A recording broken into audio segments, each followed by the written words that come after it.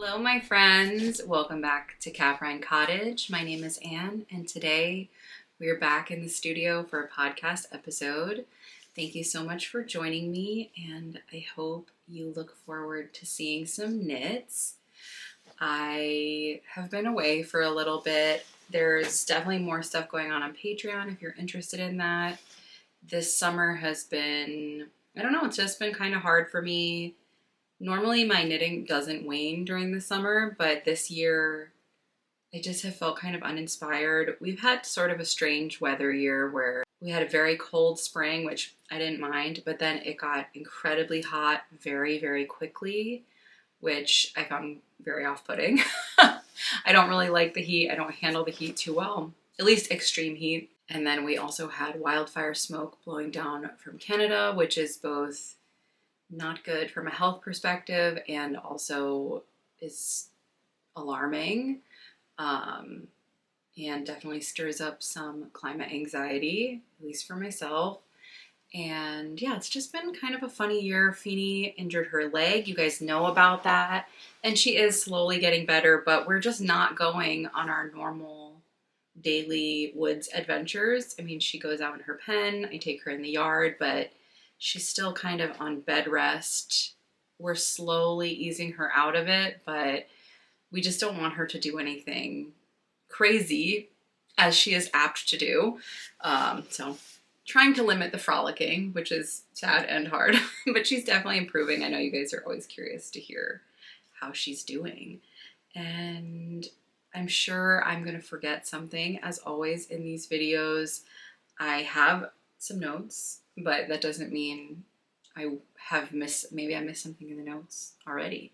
So I'm just going to do my best. We're going to get into it. Of course, as always, if you have questions, feel free to leave them in the comments, and I'll do my best to get back to you. I feel like we're in like this easeful, slow summertime where my response time might not be the fastest, but also if you're ever looking for a response quickly to something, don't hesitate to shoot me a DM on Instagram. I'm probably the fastest at responding there. Though lately I've noticed those get missed too, because Instagram like sometimes shunts them off to the requests folder, and then it doesn't alert that there's anything in there for a little while. So, we're all just doing our best here. I miss the times when your messages just all came through, but sometimes it's overwhelming, so I get it. But anyway, I think that's all the chattering I should be doing. We'll just jump into knitwear. I know you guys can see I already have something. I'm wearing something. This is my first and only finished object. I'm really pleased because I set the goal of finishing this by the end of July, and today is July 30th. I finished it yesterday and blocked it. This is the Outline Tee by M.A.B.L.E, and I used yarn from M.A.B.L.E Wool Company. I bought this when I was at India Untangled for Rhinebeck. I love M.A.B.L.E Wool Company. I really look forward to using more of their yarn. This is their Superior, I'm pretty sure it's called. It's the fingering weight. This is from Anne Marie's Flock. And this yarn is so, I can't even describe. Like, it's so beautiful. I don't know if you can tell how drapey it is. I did also knit this on a size US 5, which is definitely bigger than, I'm trying to show the drape, bigger than the average that I would use for a fingering weight yarn, and it is very fine. I would say that I would call it a light fingering even. It's edges more that direction. Like, it's a little bit finer than I would say maybe like a Shetland jumper weight. But because it's a farm yarn, it is like, it has I don't want to say inconsistencies because that feels like negative comment, but it's not. But some parts are thicker and some are thinner, which I really like. I think it adds an interesting texture to the yarn, to the garment. And it's done. I'm so happy I finished this. I can tell that this is going to be something I wear absolutely all the time. Now that I finished this, I really want to make one in maybe a linen yarn or a cotton linen blend. We're having a little bit cooler weather here the last few days. We have also gotten finally some much needed rain. So I thought I would be okay wearing this, but I'm feeling a little warm already. I might have to go change, but we'll see if I can just power through. But it's making me realize I would love to have one in a plant-based fiber blend. And I think something with linen in it would be really nice because it has, you know, it really suits, this pattern suits a yarn that has a nice drape to it. And yeah, the pattern was really fun to make. It was, I felt very easy and straightforward. Knock on wood. I don't think I've made any mistakes, at least not that I've found. I didn't have to rip back or anything, which is, we all know that happens. The only part that is a little bit nerve-wracking is the detail. So I'm hoping you can see that there. It has this open work detail. And the way that is done is that when you first set it up, you set it up all the way at the bottom. This is worked bottom up. And you set it up with a yarn over. And then you just knit the whole thing as normal. It's all stockinette. You do some of it in the round and then a lot of it is flat. But it's, you know, very simple, very easy. And then once you reach a certain point, you drop that stitch, which sounds really easy. When I first went and bought this kit, I bought kind of a kit, like I had a little card and I got all the yarn from them and everything. They had a sample there. The person I was talking to at the booth told me that process, explained it to me. I was like, that's so easy. You don't even have to pay attention to it as you're going. Like, you're not putting in yarn overs or doing some kind of open work stitch each time around. You just don't think about it. The part I didn't think about is the fact that there's sort of no way to check that you haven't made a mistake, especially in this area where you are doing, think about this, going this way, so decreases to make this more narrow. And luckily, I did it the way it was supposed to be done, but I can see that there is a plate, like, it's possible that you could get off a stitch, and that would be quite problematic. I want to say that I was the best knitter ever and just did a really good job, but I am so capable of making mistakes, and I think it's a little bit of skill and luck together that I did not. So that's just something to keep in mind if you make this pattern, is that there is a possibility that when you go to drop your stitch, it could be wrong. But other than that, it was easy. You don't pick up anything for the neckline. This is just a little raw rolled neckline, so you don't have to knit anything there. You don't have to pick up. You do pick up for these little sleeve cuffs, but it was super fast and easy. It is a half twisted rib for the bottom ribbing and for around the sleeves.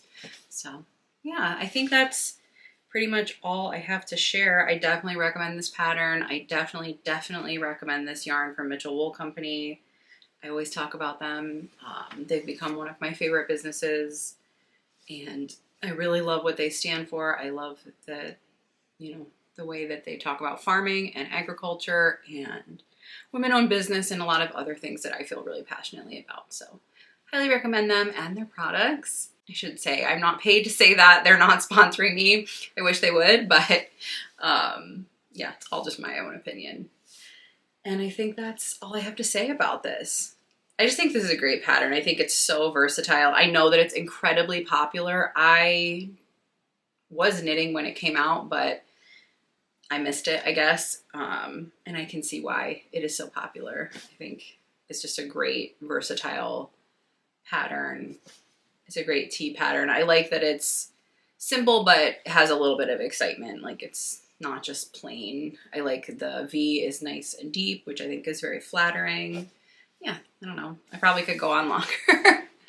But we'll just jump into other projects. I don't know how long this episode is going to be because I don't have a ton going on, which is maybe good. I'm trying to sort of focus in and finish things, which is not always, I don't know, not always the way my brain works, but I want to finish all of my summer projects in time for autumn knitting. I am also feeling a lot less pressure this year because I'm not going to Rhinebeck. So not that it's pressure necessarily, but I'm not making a Rhinebeck sweater. I don't have a deadline. I'm really just, I don't know, maybe I'm in this new phase of just trying to be casual about it, which is not really my personality, but I think it's better for my mental health. So the next thing I'll show you is, it is in this Mitchell wool project bag that you guys know I love. It's the perfect size for a sock, and that's what's in here.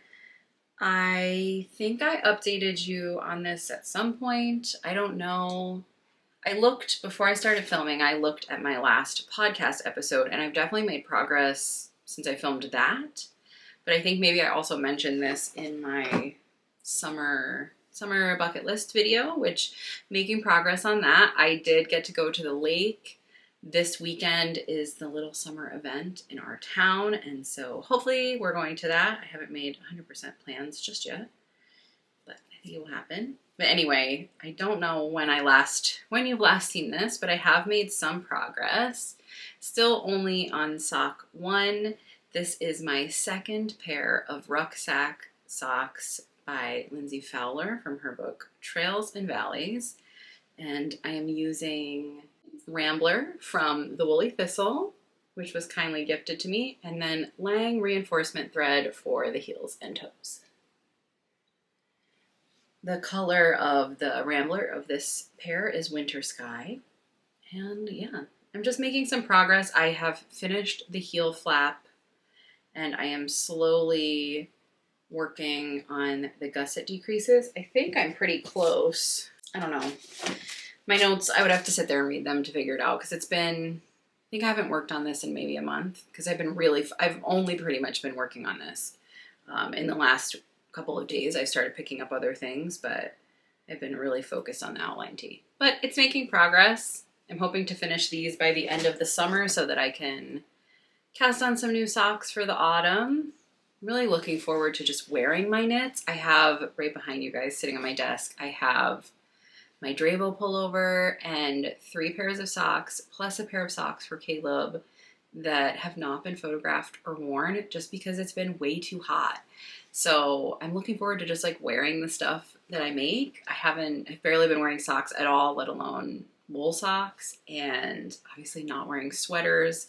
So yeah, I'm looking forward to finishing some things and also just wearing my stuff. But that is the rucksack sock number 2 update. Slowly making progress. It's kind of become a casual take it with me places kind of project. But for the month of July, this also was going places with me, so I didn't work on that as much. And then my final whip that is in active work, I will say that I have in a shmurry. The shawl from Tanya Barley is on the needles, but I'm not going to show it to you guys because it hasn't changed. It's been in my studio. I haven't touched it. The next whip I have is Forest Keys, of course. And this is a little bit of a tangled mess. So I'm going to set it here and then I'll show it to you. So I do have a little knit along update, which is that I'm so behind on everything. We did have a little live stream a couple weeks ago. I tried to post as many places that I was going live, but I may have messed something up because I had a few people say they missed it, and I'm really sorry about that. I will do better on the next one. But it was super quiet. I wasn't on there for very long. And honestly, I haven't been making very much progress on my Forest Keys. And I also forgot to put the second set of prompts up on Patreon. So that will be coming, I'm guessing, next week, because this video that I'm working on now, it's Thursday, so I'm going to film and edit today, which is insane. I don't normally do that. It'll go up tomorrow, and then I have kind of a busy weekend, so I'm thinking at the beginning of next week, I'll make sure those prompts go up. I'm already feeling like this knit along is going to run longer than I anticipated, just because I am not in the mood to rush it. And I think it would be totally fine for us to go through September on it. It gives people time to work on their projects. And I will also have the next live stream we meet up, we will be doing, I'll announce prizes and then a way to submit like halfway for some halfway prizes. I think they are mostly going to be digital pattern giveaways. On that note, if anyone is interested in donating prizes for winners for the end, for like the main prize at the end, let me know. I will put together something. I'm sure I haven't decided yet what that will be, but I'll put together some kind of prize. And then I'm sure I'll do a couple digital patterns as well. I think that's sometimes the easiest, especially because I know a lot of you are international, and then so I can gift you something that isn't too crazy. But now on to Forest Keys. I think that's all the Forest Keys like updates I have for the knit along. And now I will update you on my project. Right now I have 2 balls of yarn on it. And last night I realized, I'm going to say that I made a mistake, but it's not a mistake in the sense that it's something I have to do something about necessarily. So here we are. I think the last time I showed this, I had only done the back. So I'm now moved on to the front. And I thought I had finished, wow, this is so hard to show. It's at such a weird stage. I thought I had finished this left front, left hand, oh my God. This left front here. I thought this was done, but upon reflection, since I have now started the right hand front, I realized that I missed a section on this. So it's good. I caught it in time. You know, I didn't like make a mistake that I have to rip out, but I do have more work to do on this side. But my strategy or my plan is that I am going to finish this right hand side, which I'm knitting right now. It's trying to roll up. I did the color work and most of this, but my plan is to finish this, reattach the yarn over here, and then it will be time to join in the round. Because right now I have a ball of yarn attached to the back from where I left off, and one attached to this front right panel, and I only have 2 skeins of the main color, so I'm going to finish this before reattaching it back to the other front. Kind of sucks because I'm going to have extra ends to weave in, but at least I caught it and didn't have some like weird lopsided thing going on. Now that I'm back working on this, I feel like I'm getting my knitting mojo back. I'm starting to feel more inspired. I feel like the gloomier weather, the cooler temperatures, it's bringing it back to me. There was a couple months there, I feel like June and July, I just was so not in it.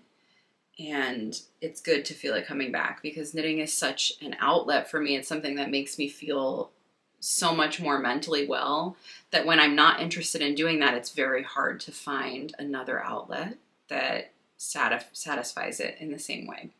So it's really nice to feel it coming back. I'm starting to really look forward to this. I think it's going to be so cute in the fall.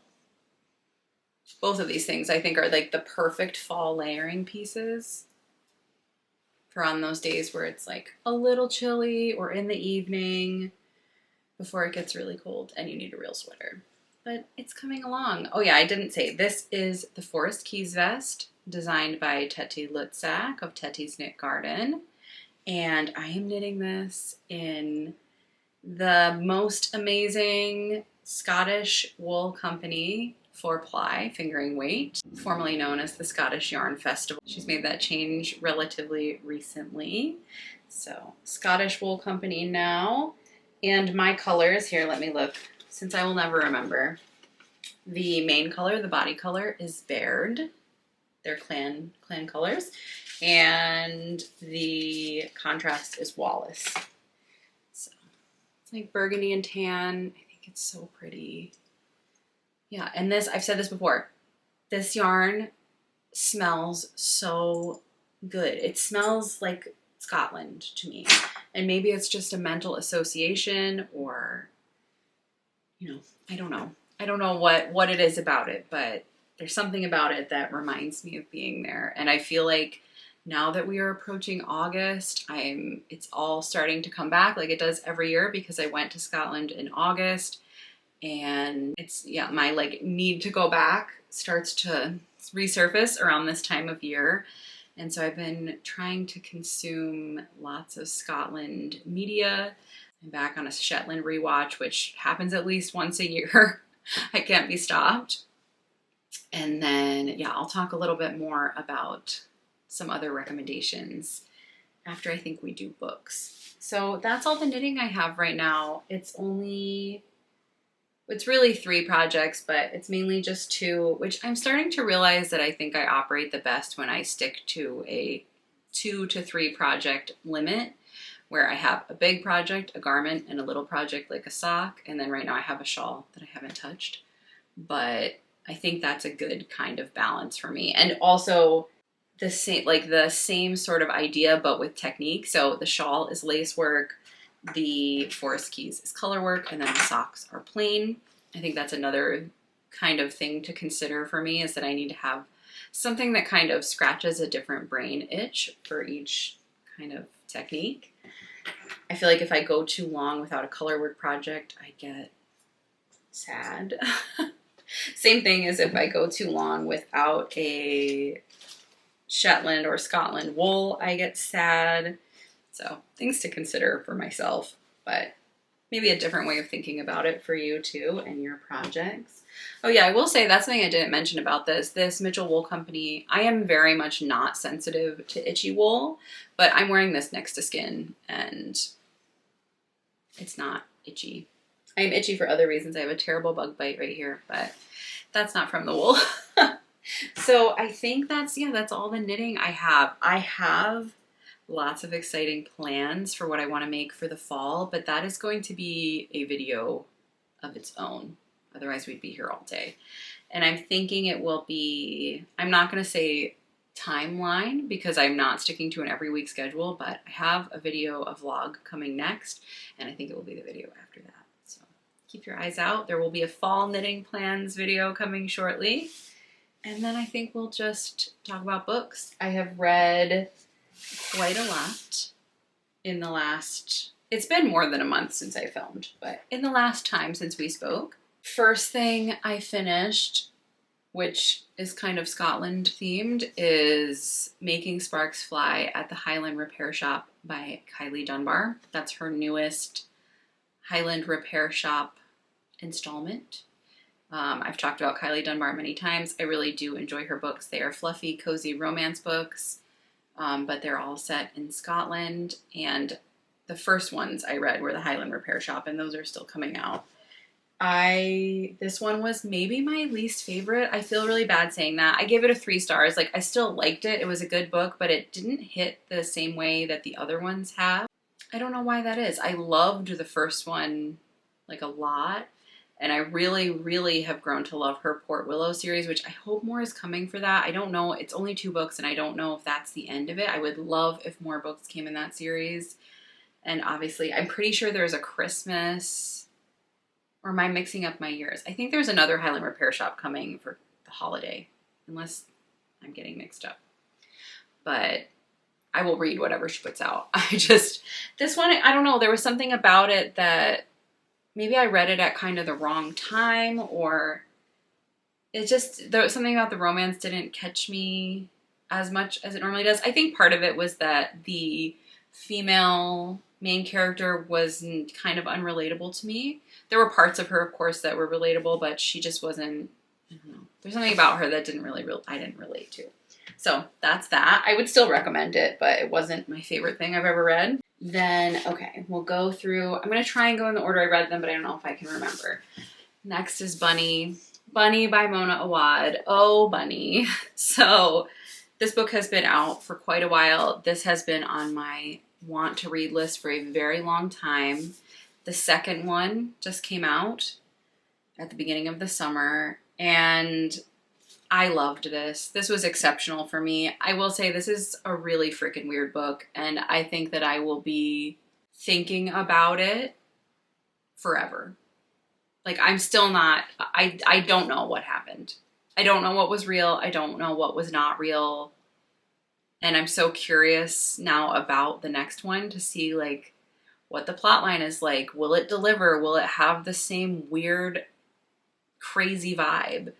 But yeah, if you like unlikable characters, unreliable characters, weird girls, weirdness, period, I think you would like this book. It's definitely, I would say it's gory. I don't know if I would call it a horror. It's not really like that. I don't know, kind of. I feel like this is so unquantifiable. And I also think that I went into this very blind, and I think that's the way to go about it. So I don't want to share too much, but I loved it. Bunny was a win for me. I know that this book is polarizing too, that people love it or hate it. So, you know, you can make your own choices of what you may or may not like. Anyway, 2 more. So I finished Slasher Summer. This was everything I expected it to be and nothing more, if that makes sense. I think I gave it 3 stars also. It was okay. It was good. It was fine. It really had all of the like summer horror movie vibes, 100%. The only thing I will say is that the first half is slow. It is boring. And then because it's like you're getting to know the characters. There's too many characters. Sorry to be the one to say that. This would make a perfect movie. I found it kind of just a little bit too much. Too many characters. Too much to know about the characters. A little hard to keep them organized in your brain. And sort of unnecessary. But the second half delivered. Definitely gory. Definitely violent. 100% horror. Would make a great movie. I guess what I will say is I'm happy I got this from the book box for free and that I didn't pay for it. That's what I will say. I don't think it's a bad book at all. I actually think it's pretty nicely written and the concept is great, but it was just a little, I don't know, it didn't blow me out of the park. I wouldn't read it again. And then last but not least, I'm in the middle of this. Let's see. I'm a little less than halfway. I'm about a third through this. This is Night Shift by Stephen King. My first Stephen King I'm reading, and it is short stories, which I talked about how I love short stories.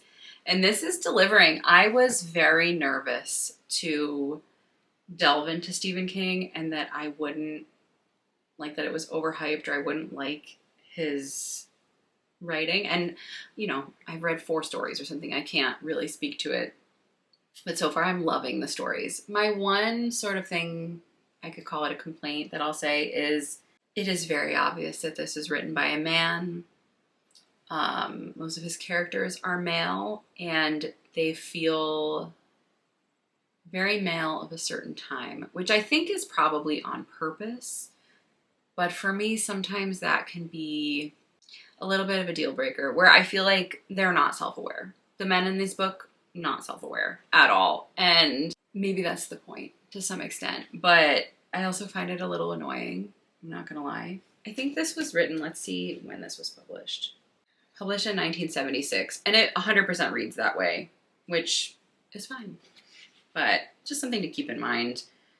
There, you know, some of it is like the way that the men speak about women in their lives, I find, I'm not going to say offensive because I don't really care, but it's jarring in this time. And I think Stephen King uses that as a tool to kind of show men of the time and show the way that the characters are these very like no nonsense men who fit very strongly into male expectations, but then are having unexplained things happen to them. And I think that juxtaposition is very interesting. But I would also say that it's sort of frustrating in a way to me, where I don't like it. I don't like the way they talk. But I will say the first story is Jerusalem's Lot, and it is sort of a short prequel to Salem's Lot. And I've been trying to choose what my first like full-on novel will be, and I think I'm going to read Salem's Lot. It sealed the deal for me on that, where I really was interested by this prequel, because Salem's Lot takes place in the 70s, and then this story is in the 1800s, and so it's piqued my interest for sure. I've read 4 of the stories, and they're all good in different ways for sure. Like, I would recommend reading this, especially if you like short stories. The other thing I am reading right now, I'm reading on Kindle, and it is The Teller of Small Fortunes by Julie Leong. And so far it's really cute. It's marketed as cozy fantasy, and I don't know where we're going, but I'm enjoying it. I like the world setup. I'm only a little bit, like a little in, and yeah, I've been really, really liking it. And oh yeah, oh my gosh, This is disorganized.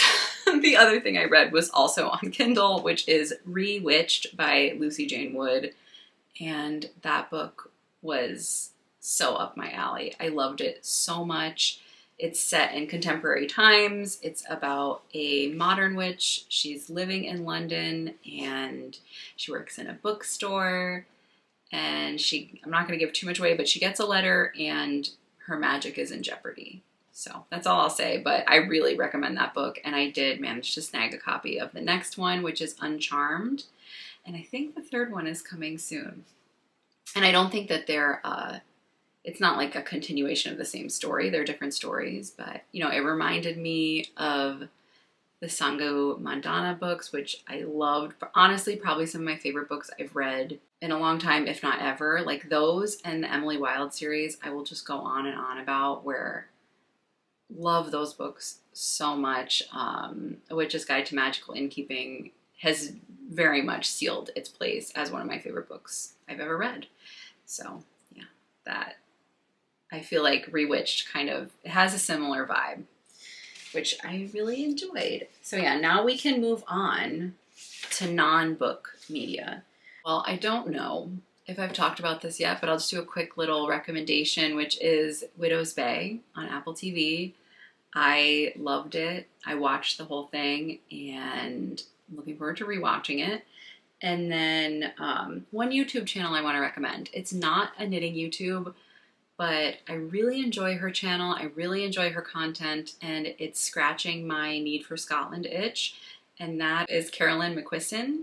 She is a woman who lives on the Isle of Skye, and in the past she's done a lot of travel videos and she did like home reno, but recently she just moved into a new house that she's renoing the whole house. I think it's been almost a year now, but I'm a little behind on videos.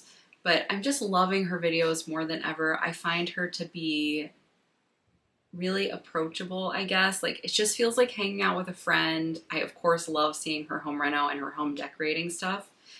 It's so inspiring and so fun. So I thought I would just share that here in case you guys have never seen her channel.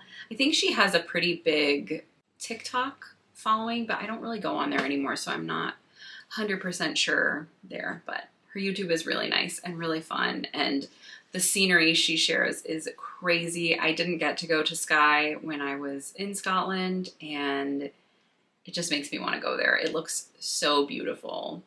All of Scotland is incredible. All the UK is beautiful. That's one thing I've recommended Tanya Barley's YouTube that she started kind of recently before, but she's in Ireland, and again, the scenery she shares is just out of this world. So beautiful. But I think that's all I have for you guys today. Thank you so much for being here. Sorry that that was a little disorganized with the books. That's the trouble with not posting a video every week. The gap between them makes me forget what I've talked about. I need to keep better notes. But if you did enjoy this video, consider giving it a thumbs up. That really helps me out. Leave a comment. Let me know what you're working on, how you feel about summer knitting and your summer vibe, and if it's coming back. Hopefully the weather is not too hot for anyone. I know, speaking of Scotland, that there are a lot of wildfires burning there right now, which the photos make me cry. Especially, I mean, all of it, all of them, all of the fires all over the world, really. But of course, the ones in Scotland hit me especially hard because that's a place that I love pretty much more than anywhere. So yeah, let me know how things are in your little corner of the world. And if you have not subscribed, but you liked what you saw, think about subscribing. I 100% put out a knitting podcast like this each month. There is more content on Patreon. That's where all of my knit along stuff is hosted. So you can join as a free member, and then there are bonuses if you'd like to become a paid member. If you're looking for me anywhere else, I am on Instagram. I am on Goodreads, Ravelry, all those kind of fun places, and will be linked below. You can find me there. I think that's all I have for you. Thank you as always for being here. Thank you for those of you that support me on Patreon. You guys really have changed my life. And yeah, I look forward to seeing you next time, maybe with something different. Like I said, I think a vlog is coming next. And I hope that we will meet again, and I'll see you there, and we'll talk really soon. Bye!